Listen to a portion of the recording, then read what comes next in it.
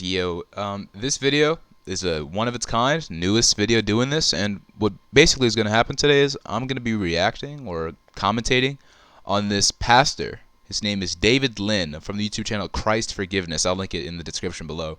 He's a public preacher type guy. He also does a little bit of debating here and there, like publicly with random people, and the shit he says is actually bothering. I don't like it, and I'm just gonna say my thoughts on it, I guess. You don't respect me, but you want me to respect you. You don't accept me. Oh, you've lost my respect long ago. You're a man. No, I'm fucking not. Then what are you? Context here, this is a trans woman right here. And he is the Christian, as you can see. Pretty simple. You can see the microphone and everything.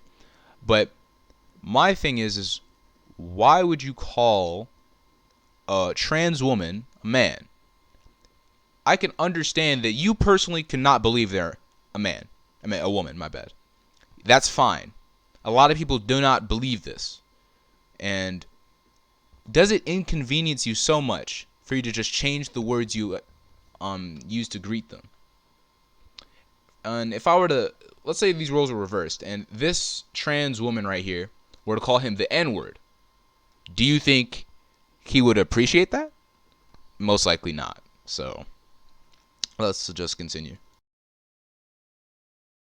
I'm a fucking woman. Are you? Yes. Were you born that way? Yes. You were born with female vagina? That is one part I wanted to actually highlight on. See how he stuttered on saying genitalia and then changed to vagina? That's because something he says later that is just too stupid. Doesn't make me a woman. On the doctor's certificate. I don't give a fuck about the doctor's certificate. I thought so. On the doctor's certificate, it says that you are what? I don't care. What does it say? I don't care. What does it say? You have. Also, the thing is, when we talk about biology, right, your chromosomes, your chemical makeup, that is what we refer to as sex. When we talk about gender, that is a social thing. That is how you want to be addressed. That is where your pronouns come from. That is what you identify as. So, biologically, that is a man. But gender-wise, she identifies as female. So this distinction needs to be noticed. I have no right to ask. No, I'm asking because you said you're a woman. What does it say? I'm here to tell you today, in these last days, in this end time tour, that there is hope for every person if you would humble yourself and receive the Word of God in your heart. The Word of God, the Bible tells us, can bring life again to your soul. The very thing you're looking for. Is he implying that there's no purpose or hope in people who do not believe in God? Because my life seems pretty cool. I'm not really looking for anything. I'm an atheist. It's pretty well known I'm an atheist. And there's a lot of other atheists and people who don't believe in your religion that their life is great. So I don't get the purpose of this. And another thing I was just thinking of is, I feel like there's a lot better ways of spreading your message than just talking to random people in random countries, right? Because he's trying to combat a secular atheistic mindset, right? He'll go on to say atheism and Gnosticism something. And I feel like a more beneficial strategy would be, look who's the most popular, well-known atheist, debate them, win demonstrably, as in make logical, sound points, because what you believe is the truth and the genuine truth. If it is the truth, you should be able to justify it. Win. And this atheist, let's say Matt Dillahunty, for example, has a humongous audience. His audience is majority atheists, and they all see him get beaten by logic and facts. Then they all start believing in Christianity. Oh, look, you convinced so many more people that way, so much faster. Yes, you can post videos of talking to people who are not philosophically educated and beat them in small arguments, but this doesn't really do anything to your purpose. Is in the hands of God. God does care. But if you can't humble yourself to receive what God has to say about your circumstances, there is no hope for your life. Why would you subject yourself to Nah, man, my life is good, bro. a life without hope? Why would you subject yourself to a life without peace? Why would you subject yourself to a life that has no answers? We spoke extensively with people who are so-called atheistic or agnostic that ascribe to a... What do you mean by atheistic and agnostic? I'm not saying that you're misrepresenting the positions. I'm just saying these are commonly ill-defined positions. As in, sometimes I'll say an atheist and people think it's anti-theism. Or sometimes people think I'm an agnostic and they take it as atheism. So it's like, what do you mean by this? Because everybody has their own different definitions that all are along the same lines of something. So how I understand it is, atheism is the position that I am not convinced that a God exists. As in, I just have never been met with enough evidence to persuade me of that proposition. Anti-theism, on the other hand, is the affirmative position that gods do not exist. And now, a lot of people think that's what atheism means, but that's not how a lot of people associate themselves with. Some, I think Christopher Hitchens, popular atheist, is an anti-theist. He rejects God. He affirms that God does not exist. And then we go on to agnosticism, which is simply a claim to knowledge. You don't know. You can be an agnostic theist and believe, but not know for sure. You can be an agnostic atheist and not believe and don't know for sure. Pretty simple.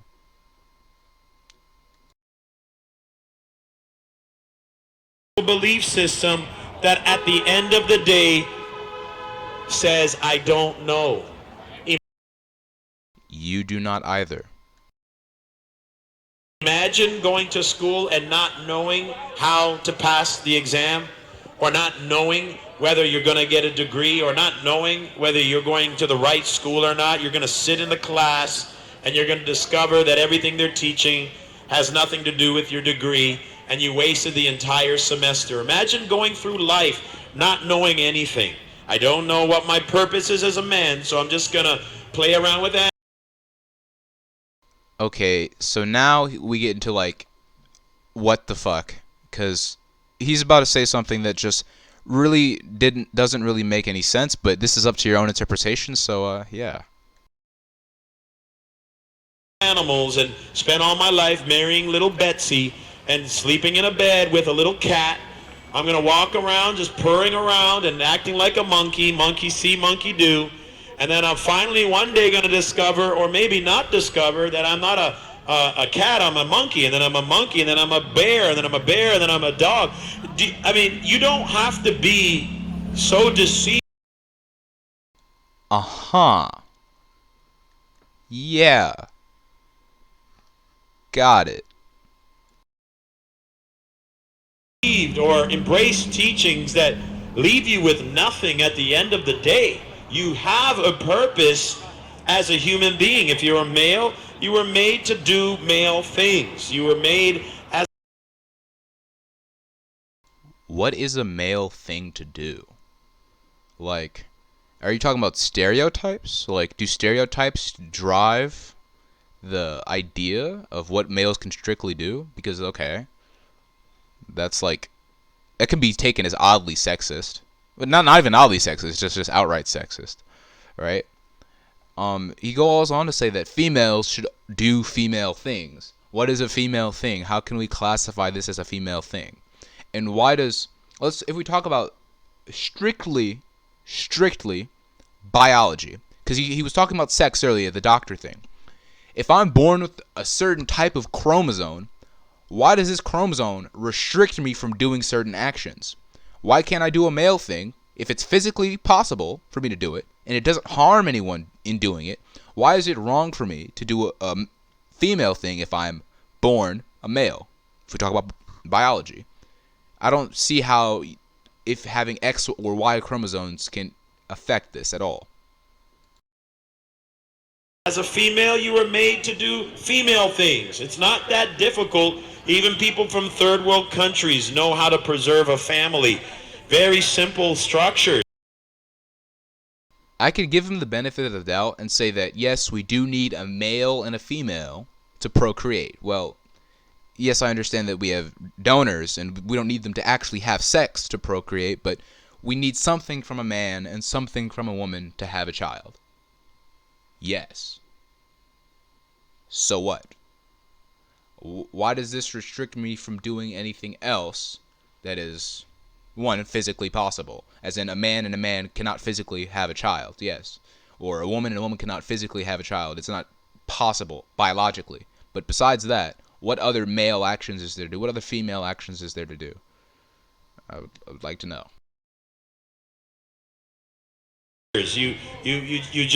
You procreate, you get married, you eat food. I mean, that's what humans do. Imagine growing up in this world not knowing that food is meant to be digested, or not knowing that gas, you don't drink it. I mean, if everything was just random, I mean, the world would just fall apart right now. I'm a firm believer in determinism. So, like, I don't think things are random, but I don't understand why you think that if things, by random, do you think things happen without cause, or do you think they happen without purpose? Because I think acausal things are just inconsistent to describe reality, as in reality's temporal, right? This is getting into like weird abstract metaphysics, but let's stay with like grounded here, right? And so, yeah, randomness in a temporal sense, as in just things happen for no reason or purpose, right? That's fine. That happens all the time. I see nothing wrong with that. But these things are caused in a linear order. They happen back and forth. The cause and effect, cause and effect, cause and effect. It's not completely random. in front of you. But the reality is this, is that we know certain things to be true. We know that the Word of God is true because it lines up with natural law. It lines up with what makes... I don't think that's true. Like, if we just look in the Bible for a second, which I'm not going to get any direct quotes out. I'm just going to go off, like, general miracles, because I know those, like, are stated in the Bible. Didn't Jesus feed, like, thousands of people with, like, a single loaf of bread? Is that physically possible? Tell me. Is this natural law? Is this, like, scientific natural law? No. There's plenty of other miracles and stuff, or magic stated in the Bible. So I don't know how you can at all say that we know the Bible is true because it aligns with naturalistic laws. That is legit. Either you do not know what you are talking about, or you're lying. Probably, like, the second one. Sense into our mind. Our minds work with rational principles, which is why we communicate, which is why we do things purposely. That's why we brush our teeth. That's why we take showers. That's why we comb our hair. That's why we have impulses on the inside. And our brain is wired in such a way that can discriminate between good and bad. That's why every atheist I know, although they say things are random, although they say there's no purpose, they always get to a point where they don't like seeing evil. They don't like seeing... This all really depends on what he means by evil. But, like, let's give a hypothetical for a second. Let's say there's a burning building full of children, and you have the opportunity to save every single child in said building with little cost to yourself. I sound like fucking Alex O'Connor. But anyways, now, a normal person would go out and save all the children in the building. This is due to a concept of self-preservation. This is a biological thing. This is a natural thing. This is nothing has to do with some innate supernatural gift of God or anything. Humans have a tendency to self-preserve their own species. So does every other species. There can be instances where self-preservation of your individual self is more important than self-preservation of your own species. It just depends on the relative cost. As in, would I risk my own life to save a piece of paper? No, because I don't care about the paper. I think my preservation of my own life is much more important. So this give and take trade, I think it depends on your system of morality as well and how you value things. Tragedy. They think it's wrong. It makes no sense for the fact that somebody would say everything is random, there's no purpose, but yet there still is right and there still is wrong. And then when you question, I think right and wrong, because he's saying, well, he's making it out to seem that there needs to be some objective standard of right and wrong, which is probably where he's going since he's, again, a Christian pastor. But we can say that there's right and wrong with respect to a goal, right? So let's say, for example, I think the limit of suffering is what's wrong, is what's okay, is what's morally permissible. So whatever action limits the most suffering and promotes the most well-being is what is a good action. This is a pretty simple moral system, and it doesn't prescribe to some abstract moral concept that is necessary and objective. No, this is totally a subjective concept, but we can have a right and wrong within it. So as long as we have some type of goal, then we can have a right and wrong. A goal that we all agree on, at least, right? A simple example is, let's say we have chess, and now within the rules of chess that we created ourselves, which means that they are not some type of abstract law that's always existed in the universe. No, we created these rules ourselves. But following these rules of chess, there's objectively good moves and there's objectively bad moves following the rules and the goal of chess, right? So if we have rules and a goal of a moral system that we can create, we can now create, now that there are now good things within this system, now there are bad things, good actions and bad actions. So if we use the suffering system, me punching you in the face would cause you suffering, or me blowing up a town, for example, will cause great suffering. Now that suffering outweighs the well-being from blowing up the town. So that's a immoral action. Pretty simple. We don't need some divine being to tell us what is right and wrong. We can just create a common goal. them on what's right and what's wrong, all of a sudden right and wrong cannot be defined. That's a very confusing philosophy, people. I literally just defined it. I was going to play the video, but I just thought of something else. It's the thing is that he can talk so much about how these philosophies are confusing and ill-defined and you can't do all this and that, which I don't think I'm giving a complete 100% accurate representation of how all these philosophies are defined. No, I don't think I am.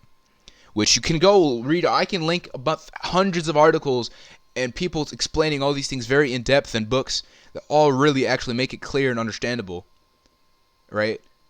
And if I can do it, if I can somewhat grasp these concepts, so can he. It's just he has never actually talked to those people. He sits here and just talks to people who he knows are not actually going to be educated on these specific topics, so he can win the conversations.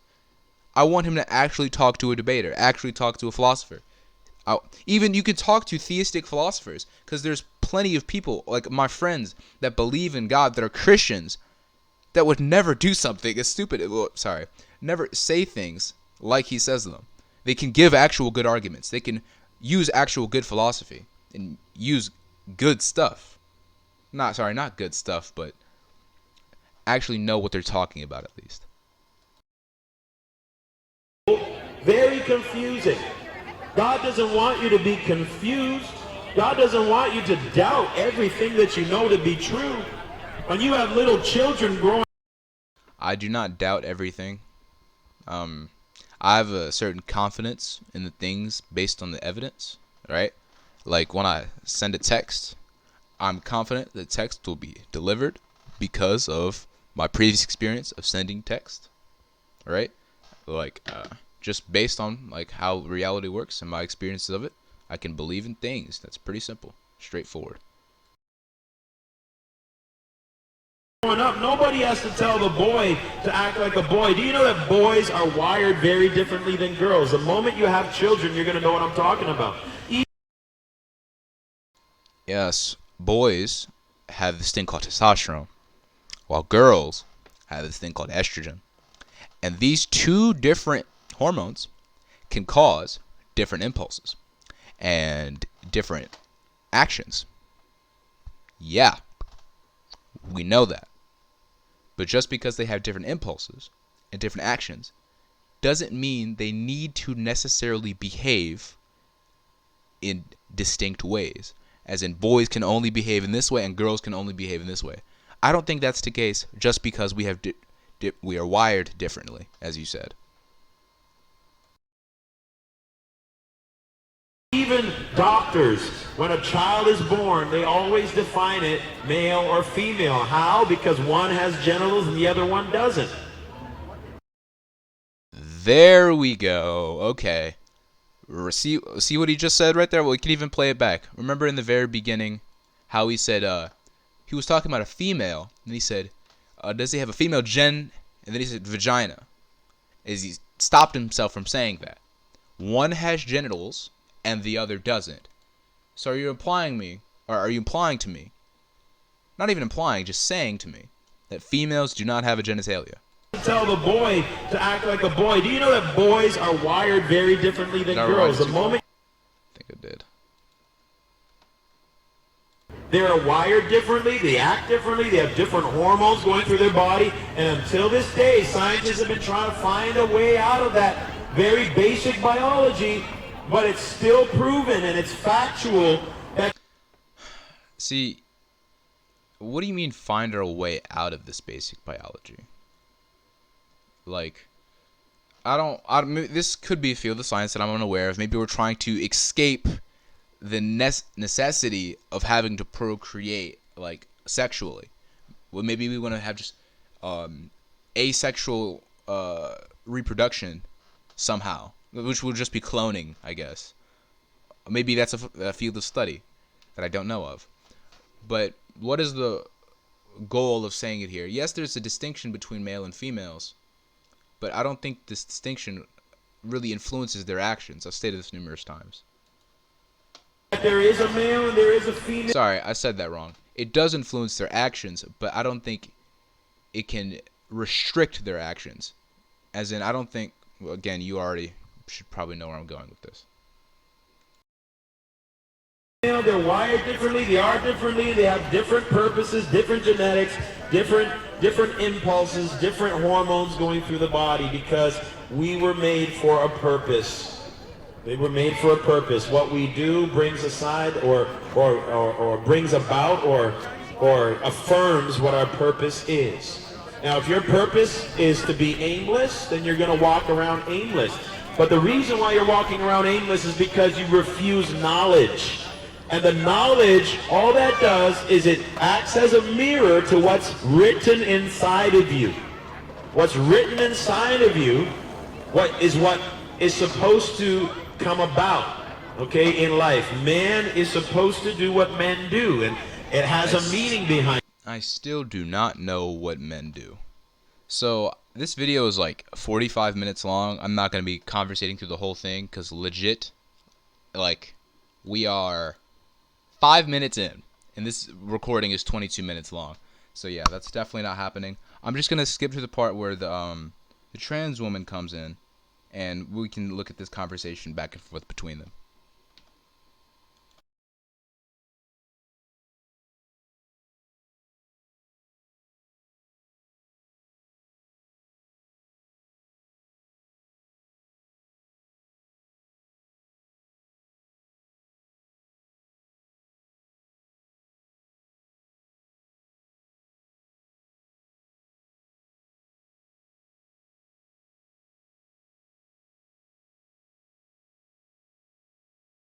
I want to talk to him. Her. But you, are you or her?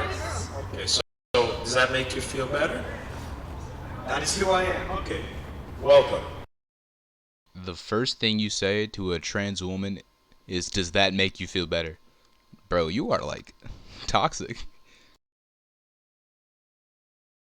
So you came here to say something. What would you like to say? I'm telling you I love you. Don't hurt me no more. Keep saying things like men are meant to do man things and women are meant to do woman things. They How are. about you just let people do what the hell they want? They do. Because a woman can do sports or whatever you She can. whatever you consider a man thing, and it's none of your.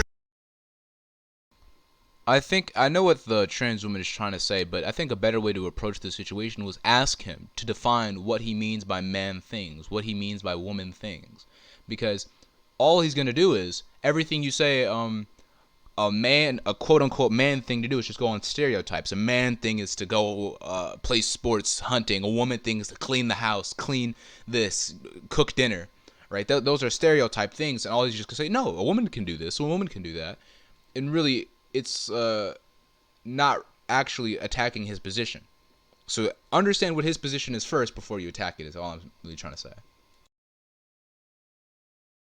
Your goddamn business. Then why do you care about my business? Because you're yelling at us publicly. No, I'm saying I love you. Love is love. You're saying a lot of things. I'm saying I love you. You've said a lot of other things. I don't like this guy. that I'm not really saying anything of importance. I'm just saying, well, I just don't like what he says. Why are you hurting me? I'm not. You're yelling. I'm saying I love you. You're saying. I'm saying, baby, don't hurt me no more. You're saying that a life. What is love? You're saying that a life without God I'm saying, is like. what is love? Baby, don't hurt me. Don't hurt me. What is he doing? Like, the trans woman is trying to address a point, and he keeps talking about love, and then he's gonna say, this video is titled, like, hold on, let's look at the video title really quick. Trans woman shows hate towards Christian preacher, San Francisco, end times. Bro, what? Like, it's all very constructed and manipulated, as in, like, yeah, I'm gonna say all these things that are like extremely outright rude, but in a passive aggressive sense. And then when people get angry, I'm gonna play the victim, as in, oh, he started yelling at me and violent. I was only trying to have an intellectual conversation, which, based on what you said, it sounds like you don't even know what you're talking about.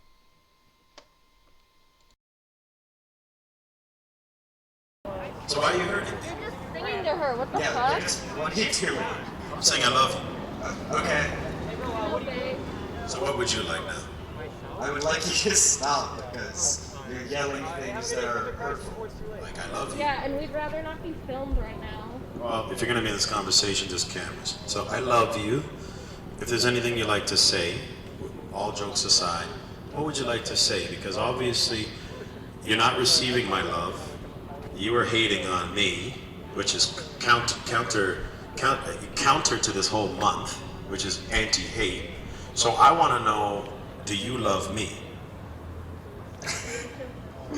No. Okay, so you're hateful and I'm not. I don't hate you, but You don't love me. sure. You're hateful and I'm not. I'm good and you're bad. I'm Christian and you're going to hell. Like, bro, stop. Oh, I hate this so much. So love is love, right? Let everybody love, and you don't even love. That says that there's a problem in your heart. These people. You love them, There is no problem. but you hate when people don't love you. No. I'm not saying anything about hate. I'm just rejecting your message because. So you're rejecting me. Yep. Sure. Yes. Yep. Yes. Okay, so all I see right now is 3 people that don't love me and reject me, Yeah, and yet you want to be accepted. Yes. Okay, Because we're so how about talking this? about we How about this? I don't want- accept any of you and I reject all of you. How about that? You cannot believe that that's a female. It's fine. You can believe biologically he's a male. Sure. You can believe whatever you want. But you don't have to call them a male. Sure, in deep down in your heart you can believe that's a man. Just call her a her. Pretty simple, right? Not too complicated. And if you want to talk about love, you just said you love them. Why don't you just respect them and call them what they want to be called. Tell. You can fucking tell. Okay, so why do you care whether someone hates you or rejects you? Because gay. You're talking about. Don't touch gay my people. stuff. You're talking about gay people. Who cares? Who cares? See, you hate me. So the reality is you don't love because you have no love in your heart. I'm telling you I love you. The difference between me and you. A fucking stranger who's yelling in Berkeley about God and Jesus doesn't mean I don't have love in my heart. Well, I have more love than you. You don't fucking know me. I said I love you. You can't love me. Bro, is your love power level over 9,000? Oh my gosh. Like, he really just said, I have more love than you. Like, does... In the psychology of, like, this man, does this, like, fulfill him? Is this, like, the equivalent of, like, Darth Dawkins getting on Discord and just, like, yelling at random 14-year-olds of how he's 60 years old? Does that, like, make your day better? Just, what is this? Yeah. So I have more love than you. I love a stranger. You can't love strangers. Okay. I don't love people automatically. That doesn't make. Why should I care about the LGBT community? I don't know you. So why should I Hot take. I don't think he actually loves these people. love you? Why should I accept you? Why should I embrace Because the you? LGBT. Why should I care? You don't even care about me. The LGBT community is trying to fit in a world that was built against them, in a world where heterosexuality is normalized, and we're trying to fight against that because we want to be seen as normal and we want to be able to live our happy lives. And people like you yelling make us feel more out of place. So you want me to accept you? Yes. You want me to love you? We want respect. We want respect. You want me to respect you? Yes. You respect me?